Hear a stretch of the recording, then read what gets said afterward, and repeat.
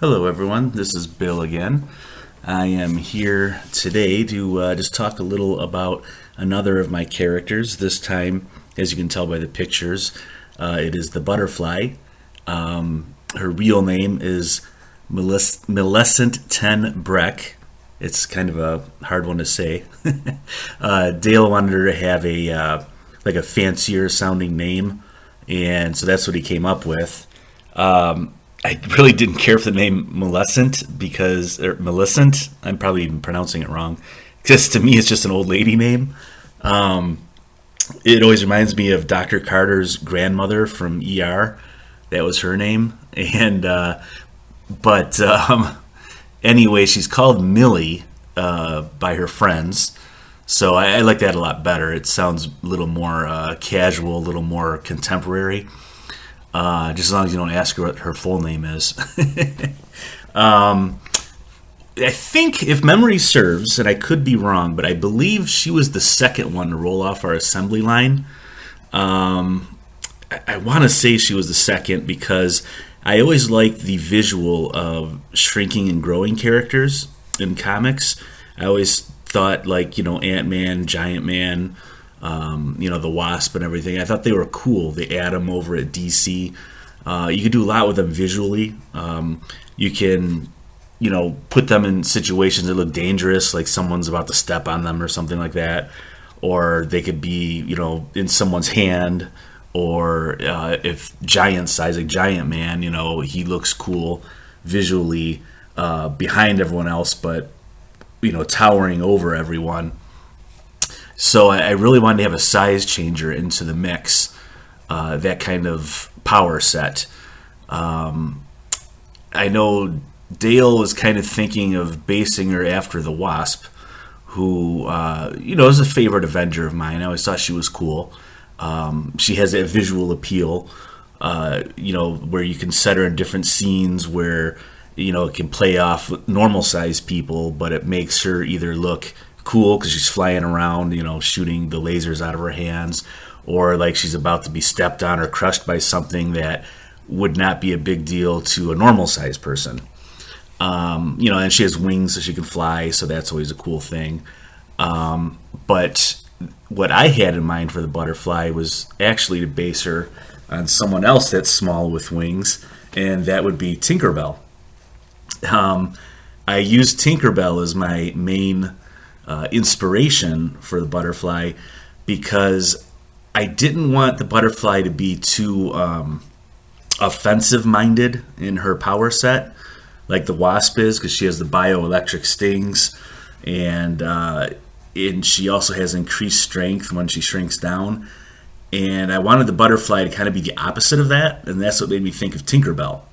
And so when it came time to even figure out why she would shrink, like what kind of a motif would she have, I didn't really know what to do because any sort of like bug or animal I could think of is already used by superheroes and villains and stuff. I didn't want to call her Tinkerbell, of course.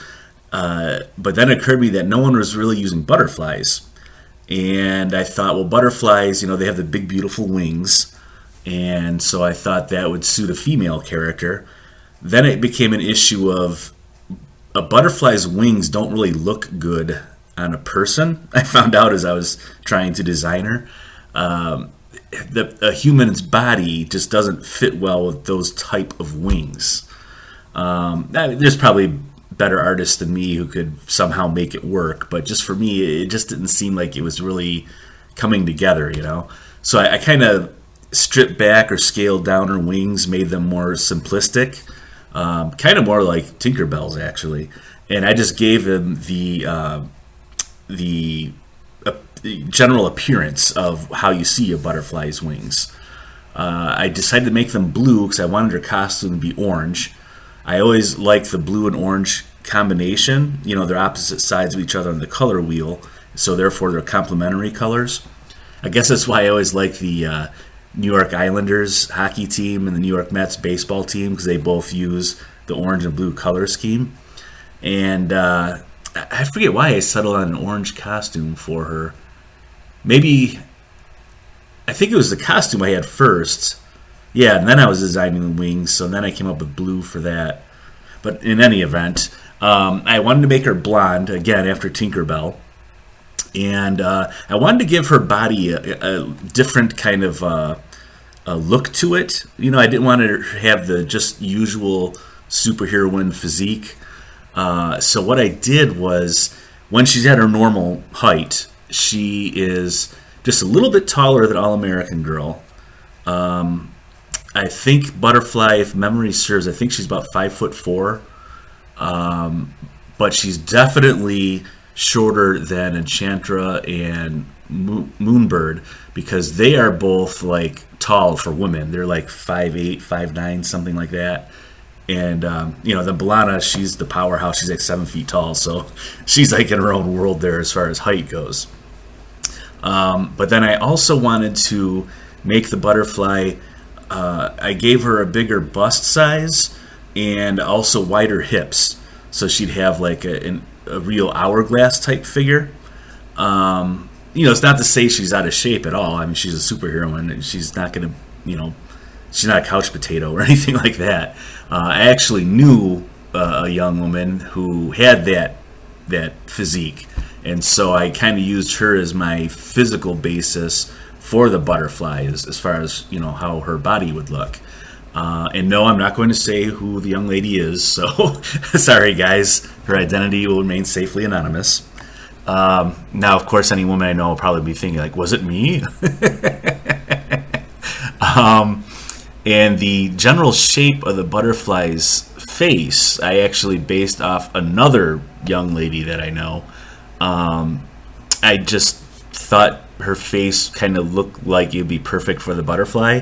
I don't know how else to describe it.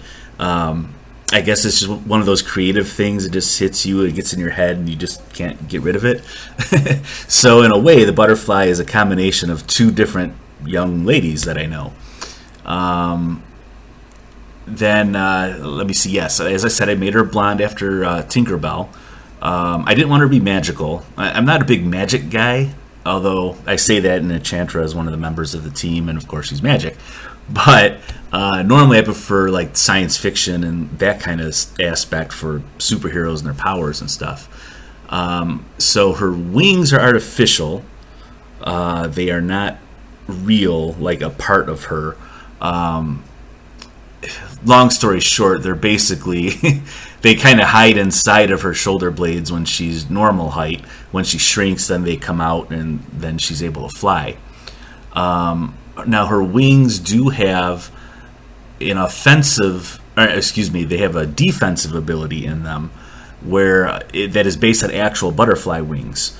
So, say if you were to grab her when she was flying around, the butterfly can release kind of like a tear gas out of her wings. So even if you were someone superhuman, you don't want a face full of tear gas. I've never had it done myself, and I never want it done, but I've seen the effects of it, and it looks pretty messy and pretty gross. So she herself is immune to it, so she doesn't have to worry about it. But if you grab her wings or you grab her and she doesn't want you grabbing at her, you're going to be sorry about it. So I thought that would be a really cool defensive measure for her. And I think it was, if memory serves, I think it was Dale who had actually suggested that, because he had done some research into butterflies. And then butterflies, of course, don't shoot tear gas in your face, but they do release like a powder, like a fine powder from the scales on their wings, and it's an irritant towards any potential predators. I think it's mainly birds that would eat a butterfly, and that's why butterflies have that weird like zigzag pattern when they fly. It's to avoid predators. If they fly in a straight line, of course, it makes them a lot easier to get. Our butterfly, though, I mean, she just flies in a straight line.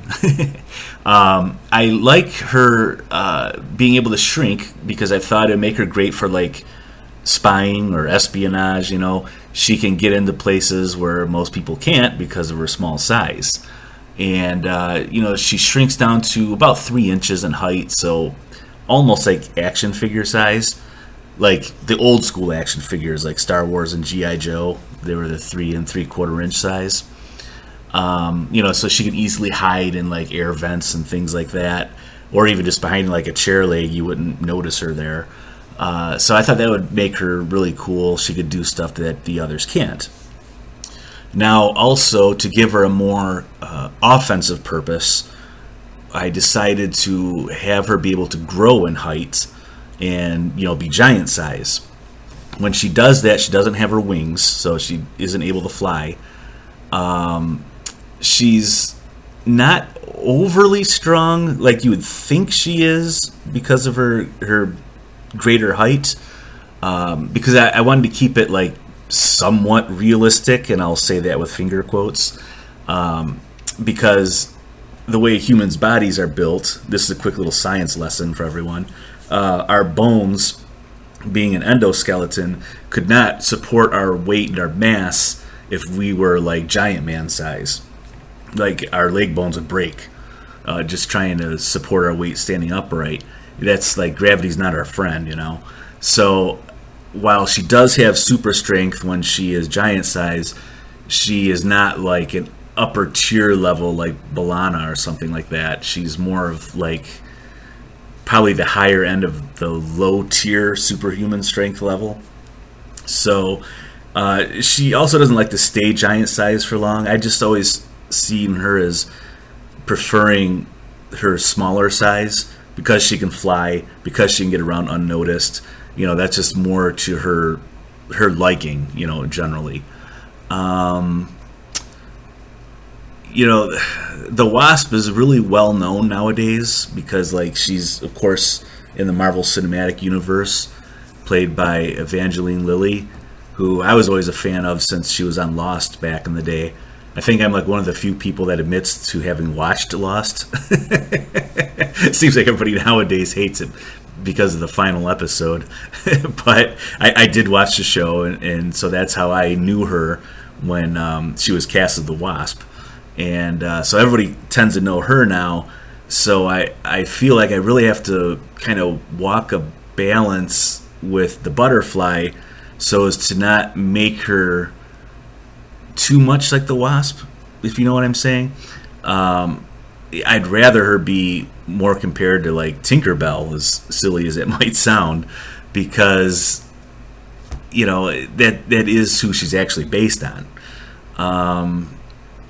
But she is a fun character. She's someone that she comes from some money. I wouldn't say her family's necessarily like independently wealthy, type, but she does come from money. She has a good job as a pharmaceutical rep.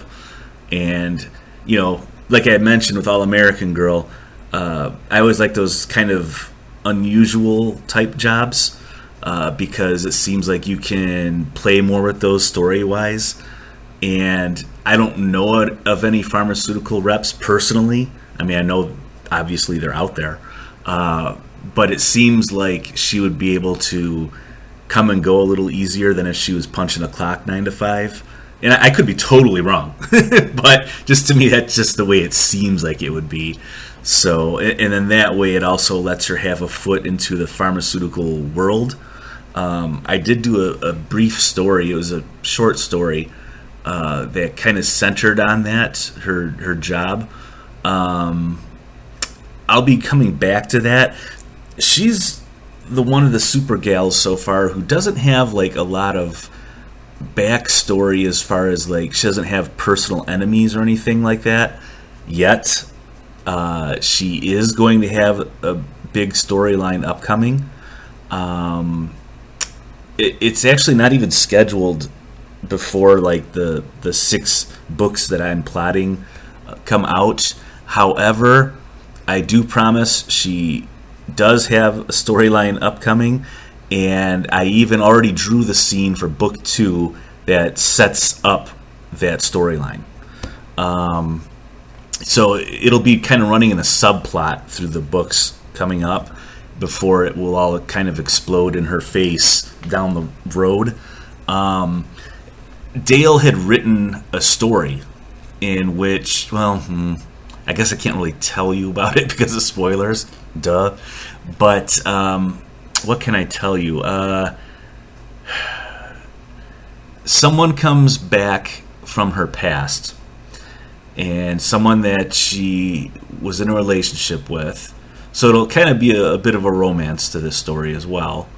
I know, it gross, right? And as she and he reconnect, a threat comes back and has to be dealt with. And the way Dale had set it up was the butterfly is actually going to not be in too much of the story. And I kept telling him, like, hey, dude, we got to have her be like one of the main characters. I mean, it doesn't necessarily have to center on her, but she should be in there. And he was pushing back against that. He didn't like that idea for whatever reason. And, then unfortunately Dale died.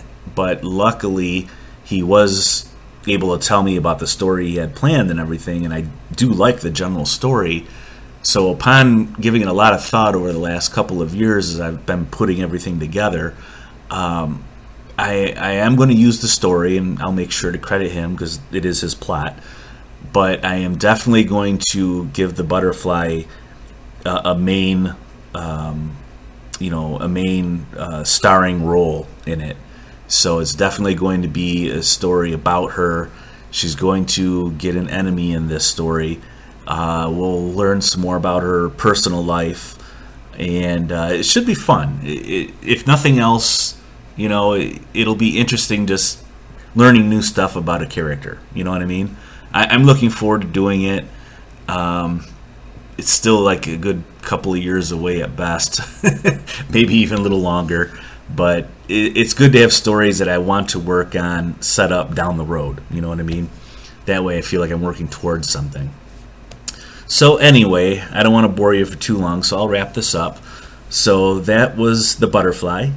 And I'll do another one of these. It seems that the early reviews of the All-American Girl videos, that people thought it was interesting. So I guess you all be good to each other out there, and we will talk later.